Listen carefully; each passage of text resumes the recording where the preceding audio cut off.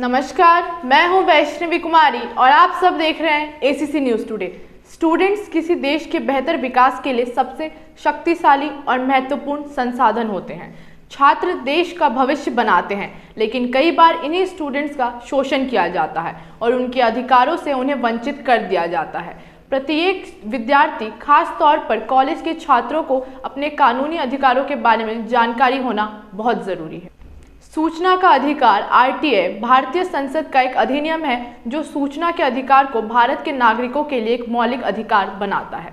यह सूचना का अधिकार 15 जून 2005 को संसद द्वारा पारित किया गया था और 12 अक्टूबर 2005 को इसे पूरी तरह से लागू किया गया। आरटीआई अधिनियम के तहत भारत का कोई भी नागरिक किसी भी सार्वजनिक प्राधिकरण से जानकारी का अनुरोध कर सकता है और प्राधिकरण को जल्द से जल्द या 30 दिनों के भीतर जवाब देना पड़ता है।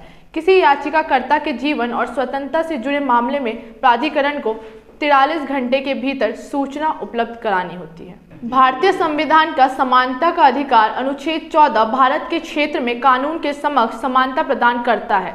यह कानून किसी भारतीय नागरिक, निगमों और विदेशियों सहित भारत के क्षेत्र में रहने वाले किसी भी व्यक्ति और समूह पर लागू होता है।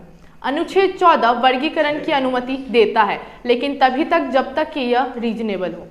शिक्षा का अधिकार अधिनियम आरटीआई भारतीय की संसद का एक अधिनियम है जिसे 4 अगस्त 2009 को बनाया गया था। यह कानून भारतीय संविधान के अनुच्छेद 21A के तहत भारत में 6 और 14 के बीच के बच्चों के लिए मुफ्त और अनिवार्य शिक्षा के महत्व के तौर तरीकों का वर्णन करता है।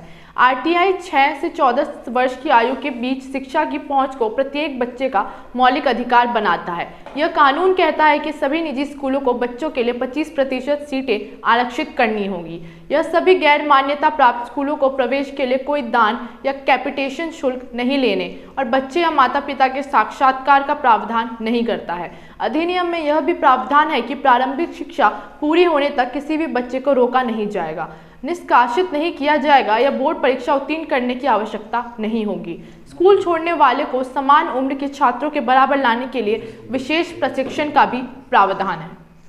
जीवन का अधिकार अनुच्छेद 21 कहता है कि सरकार सहित किसी को भी आपके जीवन को समाप्त करने का अधिकार नहीं है। इस कानून के तहत सरकार को आपकी सुरक्षा के लिए कानून बनाकर जीवन की सुरक्षा के लिए उचित उपाय करना अनिवार्य है। जीवन का अधिकार के तहत यह भी प्रावधान है कि यदि आपकी जान जोखिम में है तो आपकी सुरक्षा के लिए सरकार द्वारा उचित कदम उठाए जाए। सार्वजनिक प्राधिकरणों को आपके जीवन के अधिकार पर भी विचार करना चाहिए जब आप ऐसे निर्णय लेते हैं जो आपको खतरे में डाल सकता है या जो आपकी जीवन प्रत्याशा को प्रभावित कर सकते हैं। यदि आपके परिवार के किसी सदस्य की मृत्यु राज्य के इन्वॉल्वमेंट वाली परिस्थितियों में होती है तो आपको जांच का अधिकार हो सकता है।